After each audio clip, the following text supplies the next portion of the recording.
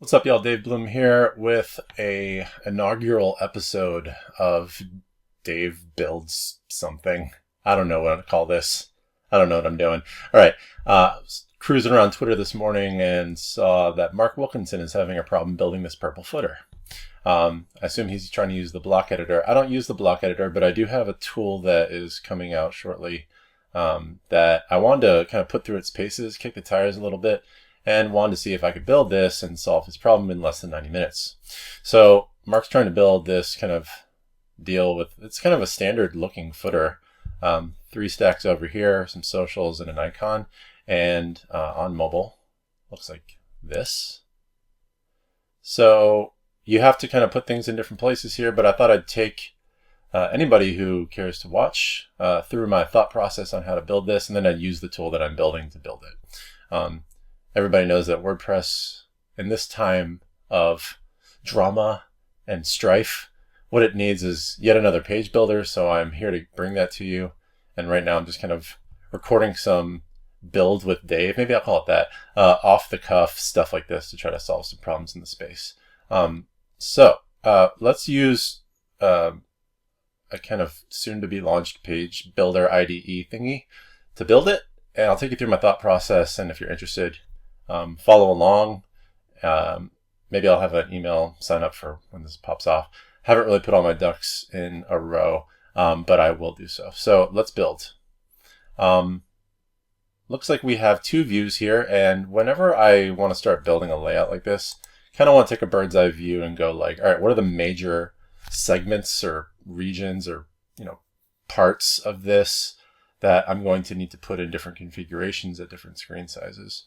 So what's related to each other, what are groups, etc. Probably start with the mobile view, and I can see that this shield logo and the socials seem to constitute one part of it. Like if they're all in the same container, they could be flexed that way, and then these stacks can be underneath that and gridded with a 2-column grid.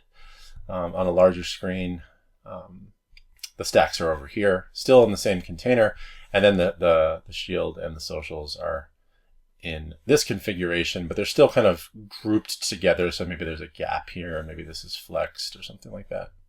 So I'm going to just do this off the cuff. I haven't really practiced this much, and you could use flexing grid in different configurations here.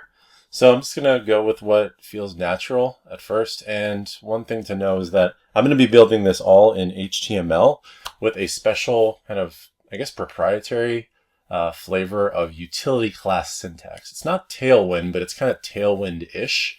I cooked up a way to use utility classes, or I guess I would say author a utility class framework or specification that kind of looks like inline styles, albeit with the ability to use modifiers, kind of like Tailwind CSS does, like do this on medium screens and don't do this on like small screens and stuff like that. So you're going to see a little bit of rule breaking here, and that might scare you off, which is fine. But for those of you that are interested in a little breath of fresh air, a little paradigm shifting, follow along, see what happens. Okay, so let's get to work. So we're going to go over to our WordPress install. There's a page called Mark, edit with Aviator. This thing's called Aviator. You'll hear more about that later. It's a blank page. There's nothing on it. And you'll see probably a familiar kind of bento box of a UI where we have a central kind of canvas on which we put stuff. We have some editor environment over here. And this guy is a bit of a component library. We're not going to use anything pre-built. We're just going to author this from scratch. So I'm going to start by just dragging and dropping this thing in, and I can start just typing here, and you can see that it comes out on the layout.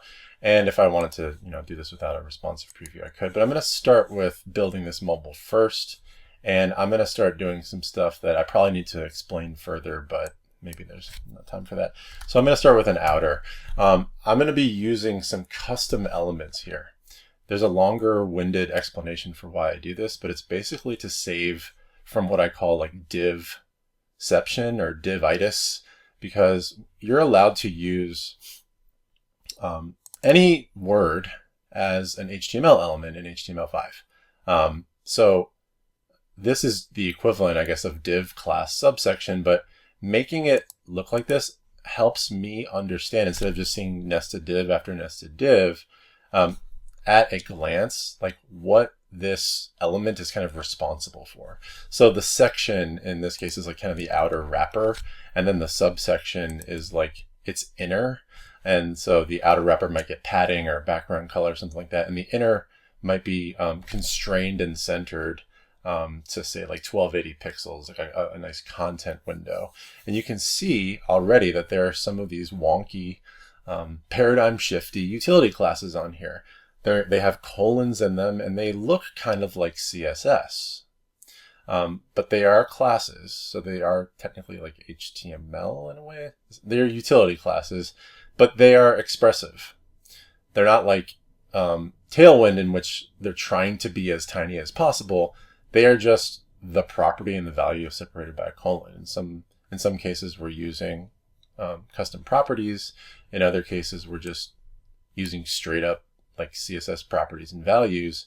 And so the goal here is to kind of dump all the puzzle pieces onto the table, to have the HTML be, vandalized in the way that all the Tailwind haters hate, but have all of the styles baked into the markup so that you can see what is going on and not have to navigate through what they call the airplane cockpit of style settings and tabs and selects and drop downs and all sorts of other shit to style your component. So all of it is here. And we're going to be building all of this in this one editor. All right, that's enough explanation. So now we just basically have this Flux container, and I'm going to keep going with these custom elements and build my first item.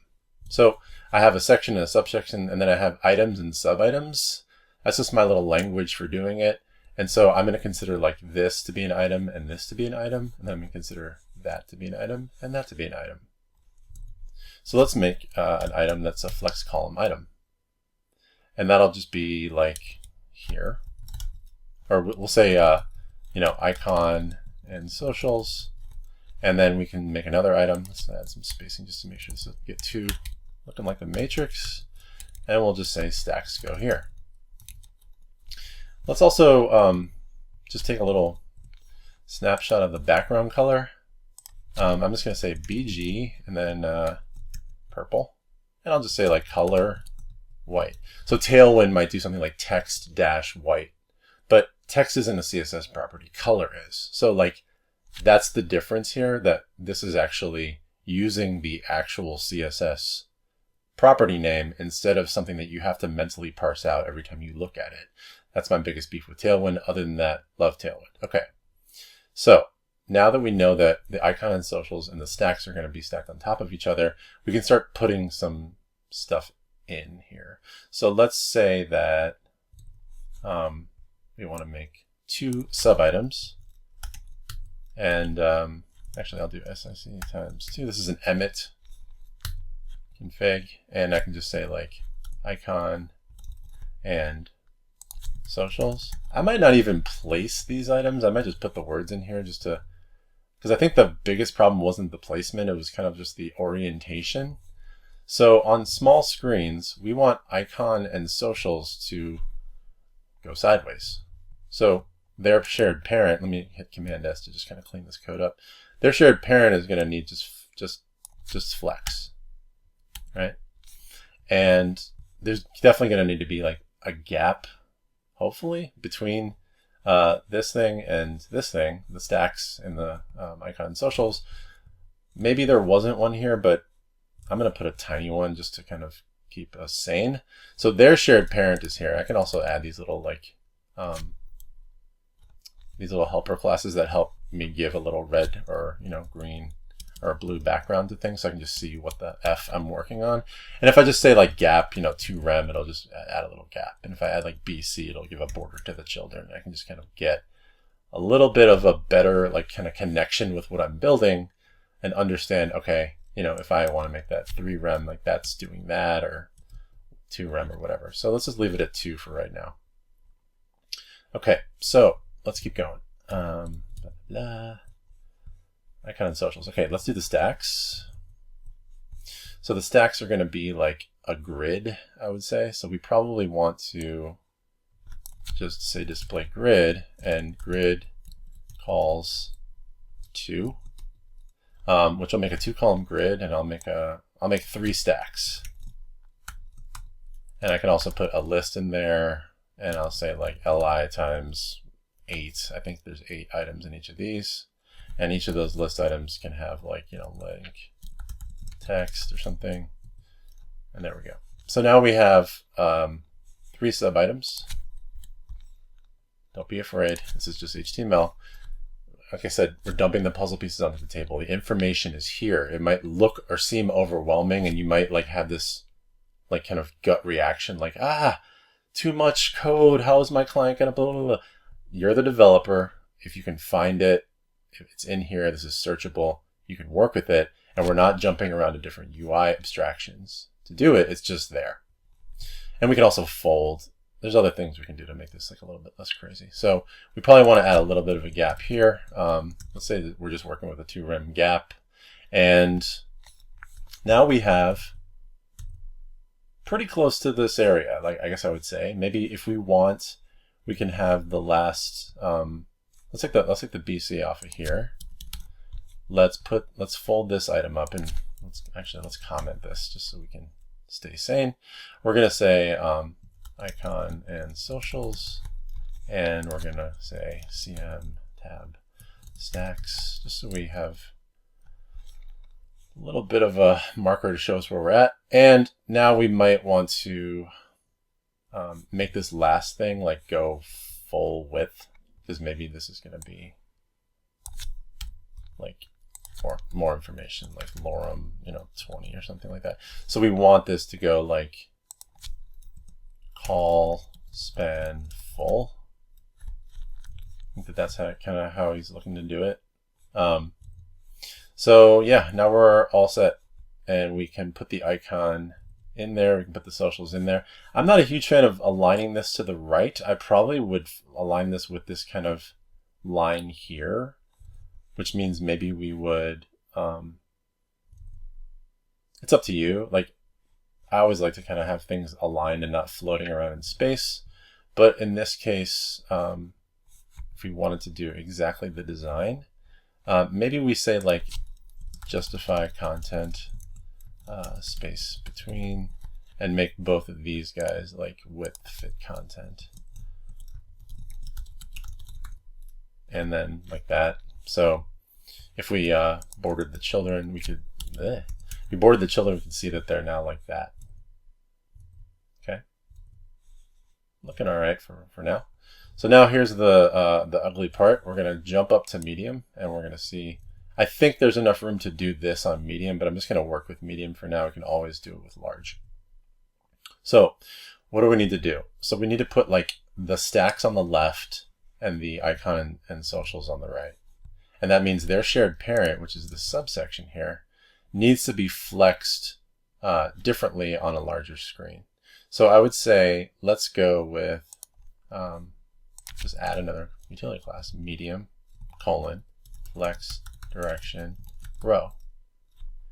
And row reverse looks like it's going to be the one we want. So that puts the stacks over on the left and the icon and socials over on the right.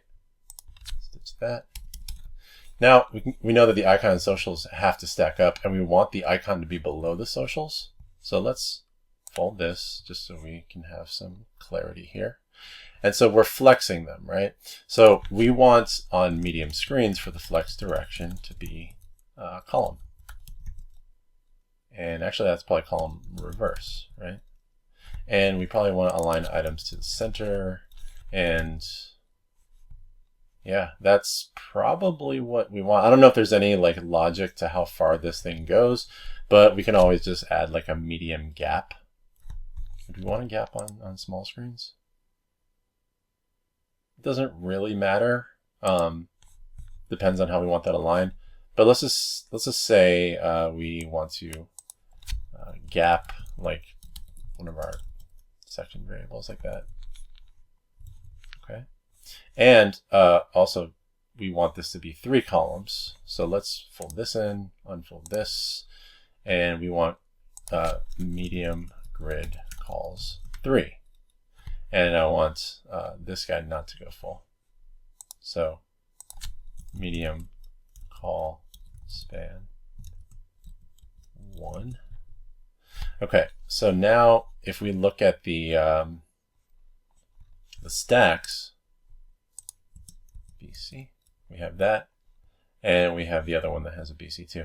So this is a little scrunched. So we probably, like, there's some fancy stuff you can do with like flex and making sure that this fills available space. In this case, I'd probably just use like a kind of 2/3, 1/3 kind of deal. I like to work in percentages sometimes. It just makes more sense in my mind. I don't have to do a bunch of like flex calculations in my head. So what we can say is on medium screens, let's just make these, well,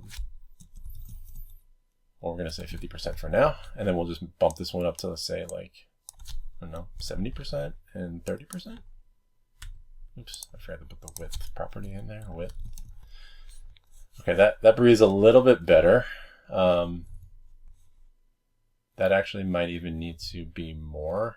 And maybe this is like the desktop view, which is going to feel a whole lot better than the medium view. Medium tablet stuff is always kind of a pain in the ass. So I might just say like large. And well, let's go for medium for now. I think we might be able to get away with this, but we can futz with the media queries as we want, but maybe I'll just go between here and here for right now. So as far as the containers go, the general layout seems like it's in place. And that was just a function of being able to reach in and control the flex direction of different stuff in here. If I wanted to like go grab an icon, I don't know what the icon is for this thing, but let's say I want to go and grab like an SVG or something like that. I'll show you one more thing that is pretty nifty. It's a thing called fields. So if I have like this icon as an SVG, and let me go grab like a shield SVG from this site icons. How about shield? Such a pain in the ass to search on this thing. It's like, but it's the shit. This thing is awesome. Okay, so maybe we want like a big shield. How about this guy? That looks all right. Okay, we'll copy the SVG, bounce back. Let's save this to expand everything, and we'll find the icon. Just want to make sure the icon is in the right spot. Yeah, icon. Okay, so check this out. I'm going to add a new field, and I'm just going to call it shield. I'm going to paste my SVG in here, and then I'm going to copy the tag for this field. This is kind of like a custom field for just this node, for just this section, not for like the page or the post or something you have to configure in ACF. And I'm just going to come on in here and paste that thing that I copied, and you can see the shield is right there. Now I can go in and adjust this to where it's like bigger, maybe like, I don't know, 92. Yeah, that looks all right. How are we doing here? Is that what I wanted on mobile? No. Okay. I want it to be the other way around, don't I? Oh no, I put it in the wrong place. Okay, sorry. There we go. Okay, we're good now. How did I not see that? Sometimes you get this weird banner blindness when you're recording a video. Okay, so let's just look for BC in this editor and just replace it with nothing, so I can get rid of those outlines. And I think we're looking all right here. Of course, designer me wants that to line up, but it's okay. And so what this is doing is like, it's giving you this kind of array of field stuff, like of information that you can hydrate into the HTML, and that you can keep your HTML a little bit cleaner when you have just a buttload of information. Like this would be a kind of an eyesore to look at in your HTML. But you can do this with anything. So if I wanted like my contact info to be extracted out, let's say this is my contacts like stack, then I can just pretty much take this and cut it out, and then I could just make a new field and use code. Paste it in. Contact stack, copy the tag reference, go back and punch that in there. So that's there now. And so like, it's kind of like a short code, kind of like a custom field, but it'll change and you can like do stuff to it and it'll just be constantly hydrated, you know, as you type. So that helps to get some stuff out of your way. It's also a really handy way to like work with imagery, and a potential way for your clients to have an editing surface that doesn't involve them having to see any of this. And they could just see this tab with a bunch of like no code inputs, so that they could just click on something and edit what you want them to edit. But anyway, I think this video might have gone on too long already. Let's just save this and look at it in a new tab.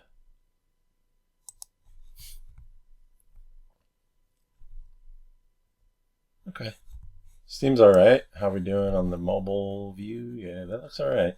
So this is just a dry run, kicking tires. Dave Bloom here, showing off something that's going to be called Aviator in the future. Hope you enjoyed it.